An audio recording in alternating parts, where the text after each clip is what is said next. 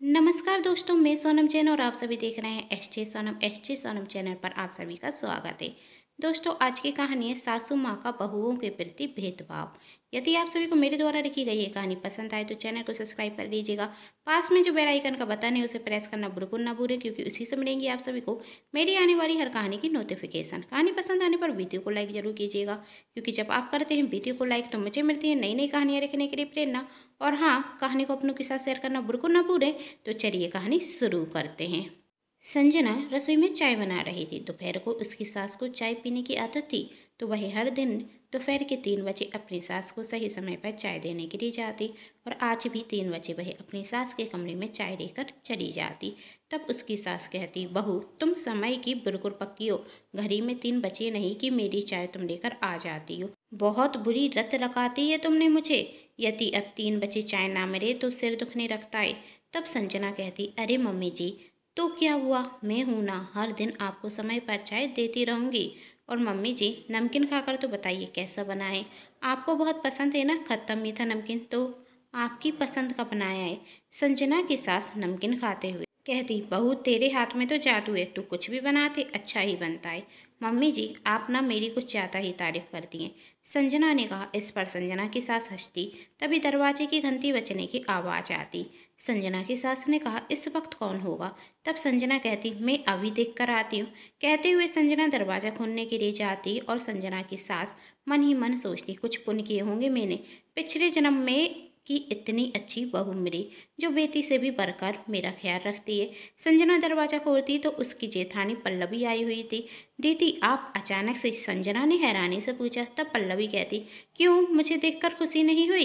देवरानी जी, अरे दीदी कैसे बातें कर रही हैं, वो आपको अचानक से देख हैरान रह गई, आपने आने की खबर नहीं दी थी।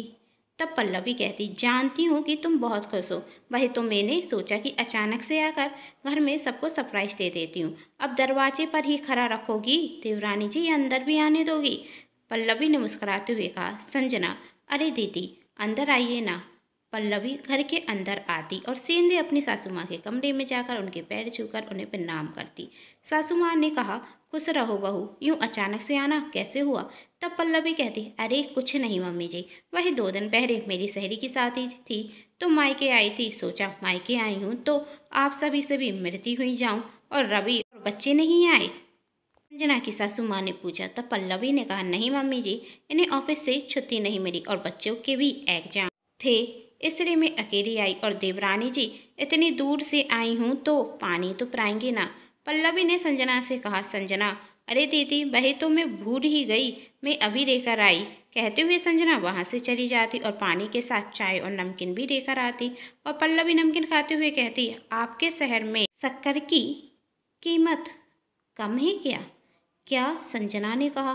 क्या दीदी, पल्लवी कहती है, खट्टा मीठा नमकीन, सिर्फ मीठा नमकीन, और इतना मीठा कि मेरे तो गले से भी नहीं उतर रहा, तुमने नहीं चखा क्या। और अपनी सास से कहती, मम्मी आप ही खाकर बताइए ना। तो संजना की सास ने कहा, बड़ी बहू अच्छा तो बना है, इतने नखरे क्यों लगा रही हो। इसमें संजना के चेहरा उतर जाता। तभी पल्लवी हंसते हुए कहती, देवरान जी अपना चेहरा थोड़ा आईने में तो देखिए कैसा हो गया है। अरे नमकीन तो बहुत स्वादिष्ट बना है, मैं तो बस मजाक कर रही थी, हमारा रिश्ता देवरानी जेठानी का है तो थोड़ा हंसी मजाक तो कर ही सकती हूँ ना। और मन में सोचती, दोनों सास बहू में कुछ ज़्यादा ही प्रेम है, यदि ऐसा ही चलता रहा तो मेरी तो अहमियत कम ही हो जाएगी। पल्लवी कुछ करना तो पड़ेगा ही। तभी संजना के चेहरे पर भी मुस्कान आ जाती है और वह सासू माँ से कहती है, मम्मी जी आज शाम के खाने में क्या बनाऊँ। संजना की सास ने कहा, बहू मेरा तो कुछ खाने का मन नहीं हो रहा है, तुझे जो खाना है तू बना दे। तब पल्लवी कहती, ऐसे कैसे मन नहीं हो रहा है मम्मी जी, यदि खाएंगी पिएंगी नहीं तो शरीर में ताकत कहाँ से आएगी। और संजना तुम मम्मी जी की बातें बिल्कुल मत सुना करो, इन्हें समय पर खाने को कहा करो। अरे बड़ी बहू तू क्यों चिंता करती है, छोटी बहू मेरा पूरा ख्याल रखती है, संजना की सास ने फिर कहा। तब पल्लवी कहती है, हाँ वो तो मैं देख ही रही हूँ कि छोटी बहू आपका कितना ख्याल रखती है, लेकिन आपको भी अपना ख्याल बराबर रखना चाहिए, खाने पीने में कोई कंजूसी नहीं, समझ गई। हाँ बहू समझ गई, संजना की सास कहती। चलो संजना आज हम दोनों देवरानी जेठानी मिलकर कुछ स्वादिष्ट बनाते। कहकर दोनों जेठानी देवरानी रसोई घर में जाती और संजना अपनी जेठानी से कहती, तो बताइए दीदी आज खाने में क्या बनाए। तब पल्लवी कहती, मम्मी जी को छोले भटूरे बहुत पसंद थे, आज हम छोले भटूरे बनाते हैं। ठीक है दीदी, संजना ने कहा। दोनों जेठानी देवरानी मिलकर छोले भटूरे बनाने लगती। तभी पल्लवी संजना से कहती, संजना तेरी शादी को तो 5 साल हो गए हैं, 5 साल से तू सासू माँ के साथ रह रही है, तुझे उनकी कोई बात बुरी तो नहीं रखती। तब संजना ने कहा, ऐसी कोई बात नहीं दीदी। तब पल्लवी कहती, तू मुझे अपनी जेठानी नहीं बड़ी बहन समझ, यदि कोई परेशानी हो तो मुझसे कहे, मैं सासू माँ से बात करूँगी। नहीं दीदी ऐसी कोई बात नहीं, संजना ने फिर कहा। तब पल्लवी कहती है, समझ गई, मैं तुझसे रिश्ते में बड़ी हूँ ना, इसलिए तुम मुझसे शर्म बस कुछ कह नहीं पा रही हो, लेकिन ऐसा हो ही नहीं सकता, तुझे कोई बात बुरी नहीं रखती होगी सासू माँ की। क्या मैं अपनी मम्मी जी को जानती नहीं हूँ? अरे तेरी शादी के पहले 2 वर्ष में इनके साथ रही हूँ, जब इनकी नौकरी इसी शहर में थी। भगवान, मम्मी जी का तो गुस्सा, बाप रे बाप, यदि छोटी सी गलती हो जाए तो वह तो गुस्सा होने रखती ही हैं। यदि समय पर खाना ना मिले तो भगवान पूरा घर सिर पर उठा देती हैं। और उनकी दोपहर की चाय उन्हें समय पर ही चाहिए, वरना सिर दर्द से तो पूरे घर को ही उथर पुथर कर देती हैं। और तू कहती है कि तुझे उनकी कोई भी बात बुरी नहीं लगती, ऐसा हो ही नहीं सकता। ये सब सुनकर संजना हंस जाती। तब पल्लवी कहती, क्या मुस्कुरा रही हैं? तुझे हंसी आ रही है? और जब मैं इस घर में रहती थी तो मुझे तो रोना आता था, तुझे सच में मम्मी जी की कोई बात बुरी नहीं लगती? तब संजना कहती, दीदी मुझे बुरा तो तब रखेगा ना जब मम्मी जी मुझसे नाराज होंगी, पर वह तो मुझसे कभी नाराज होती ही नहीं है। मुझे तो विश्वास नहीं होता, पल्लवी ने कहा। संजना फिर मुस्कुरा जाती और पल्लवी मन में सोचती, बहुत हंसी आ रही है इसकी। हंसी को मैंने दुख में न बदल दिया तो मेरा नाम भी पल्लवी नहीं। क्या जादू कर कर रखा है इस पर सासू माँ ने कि उनके खिलाफ एक शब्द भी नहीं बोल रही है? कोई बात नहीं, बोलना सीख जाएगी। बातें करते हुए दोनों खाना बना लेती। खाना खाने के बाद संजना अपनी सास के कमरे में जब दवाई और दूध देने के लिए जा रही थी, तभी पल्लवी उसे रोकते हुए कहती, देवरानी जी आप तो सासू माँ की हर दिन सेवा करती हैं, आज चाहे पुनः हमें भी कमा लेने दीजिए। मैं अभी सासू माँ को दवाई और दूध देकर आती हूँ। ठीक है दीदी, कहकर संजना दवाई और दूध पल्लवी को दे देती और अपने कमरे में चली जाती। पल्लवी जब अपनी सास के कमरे में जाती तो अपनी सासू माँ से कहती, मम्मी जी आप अपना ध्यान रखा कीजिए, कितनी दुबली पतली हो गई हैं, लीजिए मैं आपके लिए दवा और दूध लेकर आई हूँ। अरे बड़ी बहू, मुझे अपना ध्यान रखने की क्या ज़रूरत है?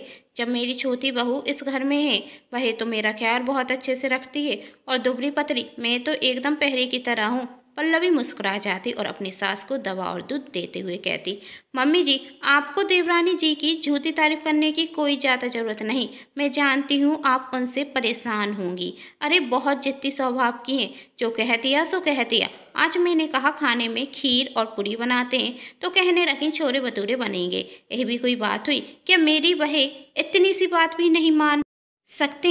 रिश्ते में मैं उनसे बड़ी हूँ, उनकी जेठानी हूँ। जब वह मेरी इतनी सी बात नहीं सुन सकती तो आपकी क्या सुनेंगी? जबकि मेरे तो अभी हाथ पैर भी चल रहे हैं और मैं तो खुद बना कर खा सकती हूँ, और मैं तो सिर्फ कुछ दिनों के लिए आई हूँ। जब मुझसे उन्हें इतनी परेशानी है तो आपसे तो कितनी परेशानी होती होगी। जब तक मैं इस घर में थी आपके कहे अनुसार ही काम करती थी, जो आप कहती थी वही बनाती थी, लेकिन लगता नहीं देवरानी जी ऐसा कुछ करती होंगी। अरे नहीं बहू, ऐसी कोई बात नहीं, संजना की सासू माँ ने कहा। वह तो मुझे डॉक्टर ने जाता मीठा खाने से मना किया हुआ है ना, इसलिए उसने खीर बनाने से मना कर दिया होगा, क्योंकि वह अच्छे से जानती है वह मीठा बनाएगी तो मैं खाए बिना मानूंगी नहीं ना। पल्लवी बहुत सी कोशिश करती है कि उसकी सास संजना के बारे में कुछ तो बुरा कहें, लेकिन ऐसा कुछ होता ही नहीं है। संजना को सासू माँ के खिलाफ और सासू माँ को संजना के खिलाफ भड़काने की पूरी कोशिश कर रही थी, लेकिन दोनों में से एक ने भी एक दूसरे के खिलाफ कुछ नहीं कहा। ये देख पल्लवी को अच्छा नहीं लगता। तभी संजना वहां आती और संजना को देखकर पल्लवी बातें ही परत देती और संजना से कहती, तुम यहाँ? तब संजना ने कहा, अरे दीदी वो क्या है ना, मम्मी जी दवाई खाने में कुछ ज़्यादा ही नाटक करती हैं, तो मैं देखने आई थी कि इन्होंने दवा खाई या नहीं, और मैं बिल्कुल ठीक थी। मम्मी जी ने अभी तक दवा नहीं खाई ना, ये जहाँ की ता तेरे पर रखी हुई है, जल्दी से दवा खा लीजिए मम्मी जी, ठीक होना है या नहीं? अरे बाबा, तेरे होते हुए मेरी कभी दवा चूकी है जो आज चुकेगी खाती हूँ, कहते हुए संजना की सास तवा खा लेती। तब सासू माँ ने पल्लवी से कहा, देखा बड़ी बहू, मेरी छोटी बहू मेरी कितनी परवाह करती है। मैंने कहा ना, इसके होते हुए मुझे अपना ख्याल रखने की क्या ज़रूरत। दोनों सास बहू के बीच का प्रेम देखकर पल्लवी से रहा नहीं जाता और वह गुस्से में अपनी सासू माँ से कह देती, हे मम्मी जी, बुरा मत मानना, लेकिन आप मुझ में और देवरानी जी में बहुत भेदभाव करती हैं। तब सासू माँ कहती है, ऐसा क्यों कह रही हो बड़ी बहू, मैंने क्या भेदभाव कर दिया। अरे मम्मी जी, मैं इस घर में आई थी तब तो आप मुझसे बात बात पर नाराज होती थी, लेकिन देवरानी जी कहती हैं कि आज तक आप उनसे कभी नाराज नहीं हुई। यदि मुझसे कोई गलती हो जाती थी तो आप तो बहुत गुस्सा होती थी, लेकिन आप देवरानी जी से आज तक गुस्सा नहीं हुई। और ऐसा तो है ही नहीं कि देवरानी जी हर काम में परफेक्ट हों, गलती तो इनसे भी होती होगी, लेकिन आप कभी इनसे नाराज हुई नहीं। लेकिन मुझसे कोई गलती हो जाती थी तो आप तो पूरा घर सिर पर उठा लेती थी। और यह कहना गलत नहीं होगा कि मैं देवरानी जी से अच्छा खाना बनाती हूँ। यदि कुछ गलत कहा हो तो माफ़ कर दीजिएगा, मुझे लगता है कि आप मुझ में और देवरानी जी में भेदभाव करती हैं। तब सासू माँ कहती हैं, किसने कहा कि मैं इस पर गुस्सा नहीं होती। अरे जब इसकी नई नई शादी हुई थी और यह भी कोई काम करने में गलती करती थी तो मैं इससे भी गुस्सा होती थी। जब नई शादी हुई तो यह तो मोबाइल में ही घुसी रहती थी और कभी दूध और कभी चाय निकालती ही रहती थी। तो पूछ इससे, क्या मैं इस पर गुस्सा नहीं होती थी। और यदि यह सब्जी जला देती थी तो मैं इससे गुस्सा होती थी। और इससे मैंने साफ मना कर रखा था कि रसोई घर में मोबाइल नहीं आना चाहिए, क्योंकि इसके हाथ में मोबाइल रहा नहीं कि इसने गलती करना शुरू कर दिया। और सच कहती है बड़ी बहू, तू इससे कम गलती करती थी तो तुझसे ज़्यादा दांत भी खाई है।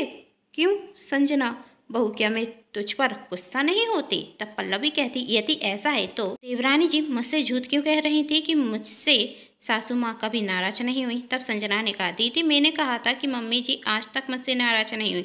दाता नहीं, एक कब कहा था मैंने। मम्मी जी तो आज भी मुझे दांत देती हैं। तो तू रसोई घर में झूठ क्यों बोल रही थी कि तुम्हें मम्मी जी की कोई भी बात बुरी नहीं लगती। क्या तुम्हें बुरा नहीं लगता जब मम्मी जी तुम पर गुस्सा होती हैं।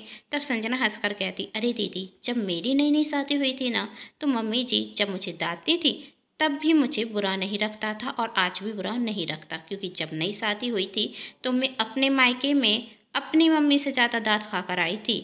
और जो करती मैं यहाँ करती थी वही मैं अपने मायके में भी करती थी। जब मेरी शादी नहीं हुई थी तो मम्मी तो मेरे पीछे ही पड़ी रहती थी कि यह सही से नहीं कर पाती, वो सही से नहीं कर पाती। सच बताऊं दीदी, तो मेरी मम्मी ने सासू माँ से ज़्यादा मुझे डांटा होगा।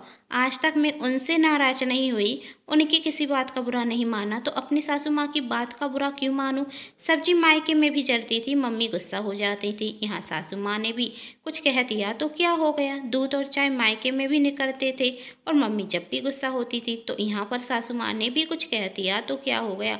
मोबाइल तो जब तक मैं रसोई में होती थी तब तक मम्मी भी नहीं चलाने देती थी। वही सासू माँ कहती हैं, रसोई घर में मोबाइल लेकर मत आया करो। तो क्या हो गया, जब मैंने अपनी सासू माँ को अपनी माँ माना है तो मैं उन बातों का बुरा क्यों मानूं। और ऐसा नहीं है कि मैं सासू माँ से रूठी ना हूँ, लेकिन आज तक मैं कभी सासू माँ से नाराज नहीं हुई और ना ही सासू माँ मुझसे। हमारी वही बातें होती हैं और वहीं ख़त्म हो जाती हैं। ऐसा एक भी दिन नहीं निकलता कि मैंने सासू माँ से बात ना की हो या सासू माँ ने मुझसे बातें करना बंद कर दिया हो। और सच बताइए दीदी, क्या शादी के पहले मायके में आपकी मम्मी आप पर गुस्सा नहीं होती थी? तो क्या उनसे बोलना छोड़ देती थी? क्या आप उनकी बुराई या दुनिया से करती थी? नहीं ना, क्योंकि वही हमारी माँ है और अपनी माँ की बुराई हम किसी और से कैसे करें। तो सासू माँ भी तो हमारी माँ है, हम उनकी बुराई किसी और से कैसे करें। यह सुन पल्लवी को बहुत दुख होता और वह अपनी सास से कहती, आप तो एक ही हैं और जैसा व्यवहार आपने मेरे साथ किया वैसा ही संजना के साथ किया है, लेकिन हमारा देखने का नजरिया अलग था। मैं जरूर संजना से बड़ी हूँ लेकिन समझदार तो मेरी देवरानी है। कहते हुए तीनों के चेहरों पर मुस्कान आ जाती है। उम्मीद करती हूँ आप सभी को मेरे द्वारा लिखी गई ये कहानी पसंद आई होगी। कहानी पसंद आने पर चैनल को सब्सक्राइब कर दीजिएगा, बेल आइकन का बटन भी जरूर प्रेस कीजिएगा और कहानी को अपनों के साथ शेयर कर दीजिएगा। वीडियो को लाइक करना बिल्कुल ना भूलें। Thanks for watching.